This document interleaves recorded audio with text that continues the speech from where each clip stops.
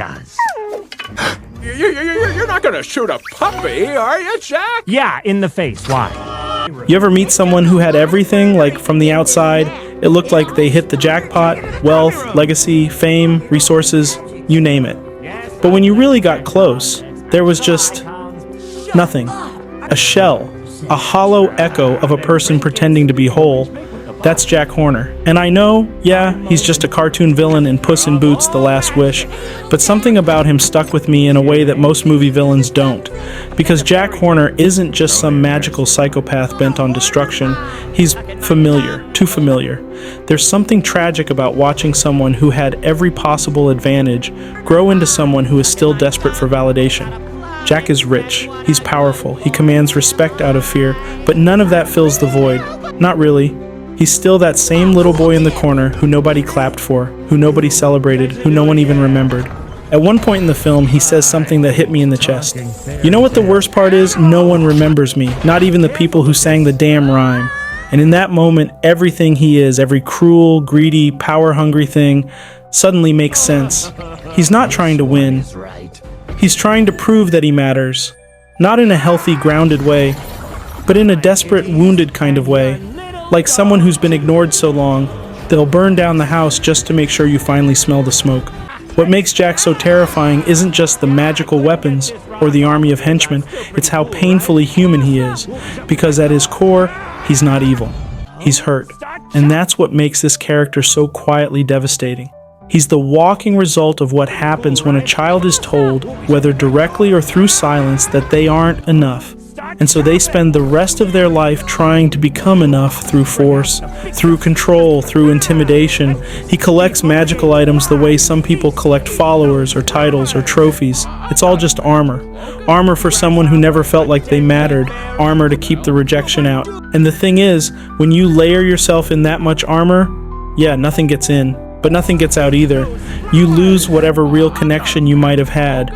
Watching Jack in this movie is watching a tantrum in slow motion. Not the loud, kicking on the floor kind of tantrum, but the internal one. The why doesn't anyone see me kind. The kind you carry for years until it becomes who you are, until it calcifies, until there's no kid left, just the tantrum. It reminds me of this concept in psychology called arrested development. It's where someone gets stuck emotionally at a much younger age due to some kind of trauma, neglect, or lack of nurture. And while they grow up physically, maybe even intellectually or professionally, emotionally, they're still a kid. And I think that's Jack, a man-child in the truest, saddest sense, someone with adult power but a child's need for attention. And when a person like that gets power, it never goes well.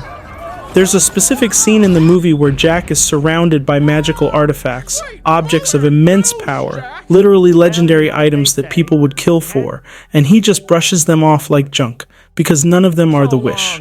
And that's when it really becomes clear. He doesn't just want power, he wants it all.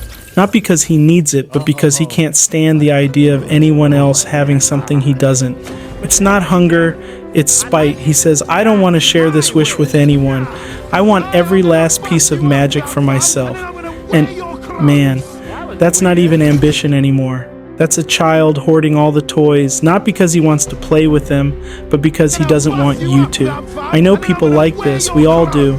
People who can't celebrate anyone else's success, who treat life like it's a zero-sum game where your win means their loss.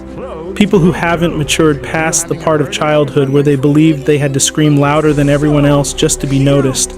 And the worst part? That kind of behavior isn't usually punished, it's rewarded. In a world obsessed with attention, being loud and entitled often gets you more than being kind and thoughtful ever will. Which is why people like Jack don't change, because they don't have to. But they're not happy.